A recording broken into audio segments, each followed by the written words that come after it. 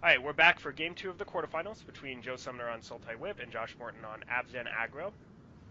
Josh is up a game. And Joe's on the play, goes ahead and leads off with a polluted delta. Josh leads off with a temple, leaves the card he scried on top of his deck.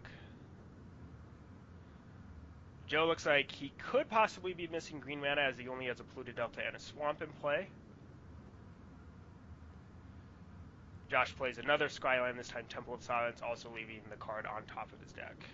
And a little bit of a slow start for him. I'm sure he'd love to have a 2/2 creature out right now, but doesn't look like Joe's doing much either. Yep, they're just playing their lands. Wonder if, yeah, so he does have a 3-drop in the form of Anafenza. Great, super relevant ability versus the Sultai Whip deck as well. Exiles creatures when they go into the graveyard. Yep. Also relevant, apparently I played versus a Mardu aggressive deck in one of the PPTQs with this deck. I ate many a Blood-Soaked Champion with her ability, and that was kind of nice. Oh, great. Also stops Modular from triggering. I'm sure a relevant interaction to come up in Modern soon. Yeah. Alright, and Joe has a Hero's Downfall to answer the Anafenza, so trading is, his third turn for effectively Josh's third turn. And he passes back, does not have a fourth land, does not have any sort of play like a Carroted or a Wayfinder, so I'm wondering if he has possibly another removal spell in his hand. Yeah, I would think he would most likely have to. And Josh goes ahead and uses an Abzan Charm to draw some cards. And then he scries again, putting that card on the bottom. And probably not what the Abzan Aggro deck wants to be doing. It wants to be putting pressure on, but given the way the board is right now, I think it's a fine play. Your opponent's not doing anything, drawing 2 cards. It seems fine. Alright, and then we have a new addition from the set Fate Reforged, which is, I can't quite remember what the name of that creature is. I know it's a 3/3 for 3 and a black. And that Brutal Horde Chief. Okay, yeah. And it's whenever a creature you control attacks, your opponent loses 1 life and you gain 1 life? Yep. Right. Then it also has the activated ability where you control how your opponent blocks. I believe. Is that right? I think so. Yeah, I think it's kind of like the old Ravnica card, Master of Warcraft. Yep, people will know that one. Alright, so we've had Josh played the Brutal War Chief, which got answered by a Bioblight from Joe. He also played a Wingmate Rock without any raid triggers, but that was countered by a Disdainful Stroke. Joe went ahead and cast a Sidisi, which was answered by a Murderous Cut from Josh. So a couple creatures got played, and they all got answered by removal spells or a counter spell. And I like playing the Wingmate Rock there. I see a lot of players try to wait and get value out of it, but I think if you don't have another creature in your hand and there's not likelihood of triggering it soon, it's better just to sort of run it out there and get some damage going. Absolutely, that makes a lot of sense, especially if you think your opponent has a lot of removal anyways. You're likely not going to be getting an attack in for a couple turns, I imagine. So, and he continues with being content with casting a Wingmate Rock by itself. Yep.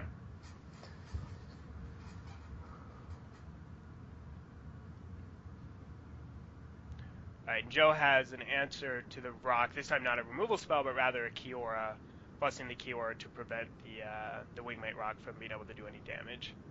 And Kiora, most likely a sideboard card? Possibly. I think Joe was saying he was main decking it. He really likes the card a lot.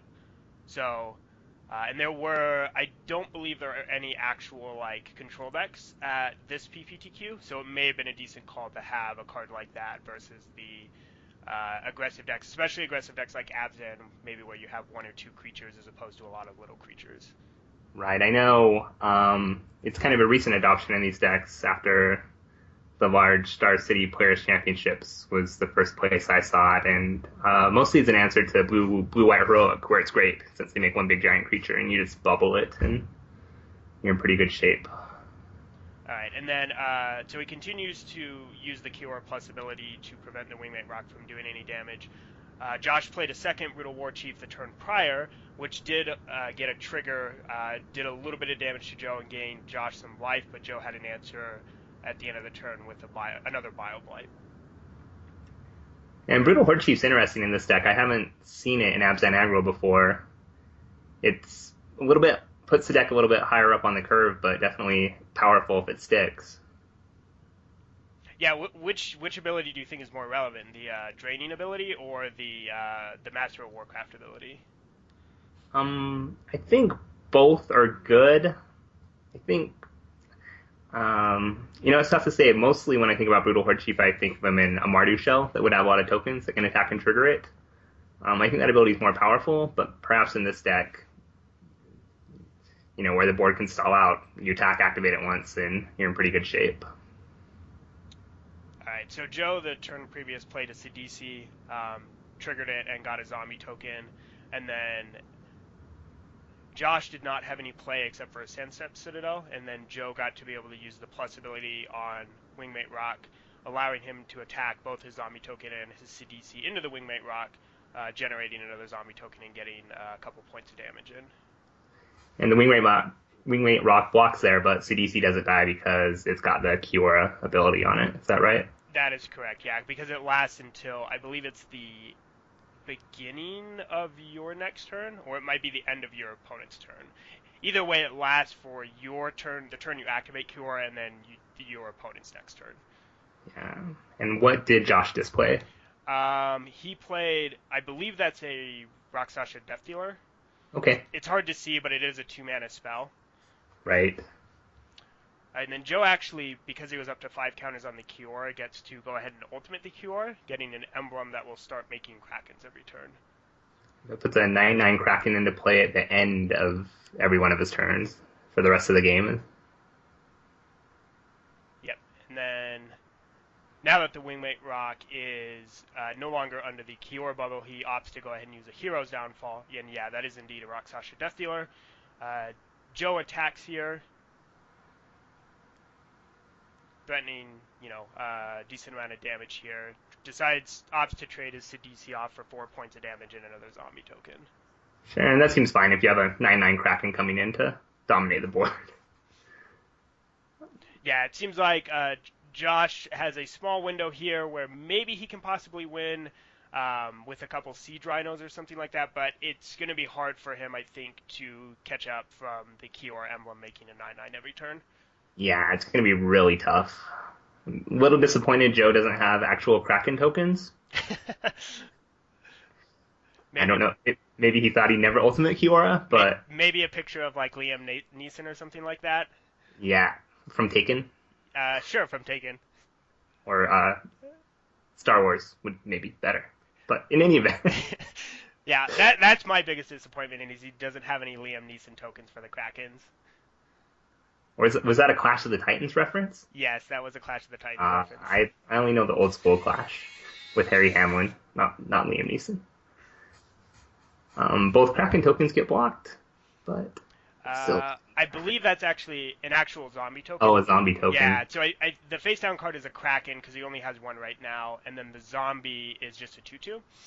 And then in response to the Death Dealer, I don't know. I guess it doesn't matter if he either regenerated or gave it +2/+2. Joe went ahead and bio-blighted the Death Dealers.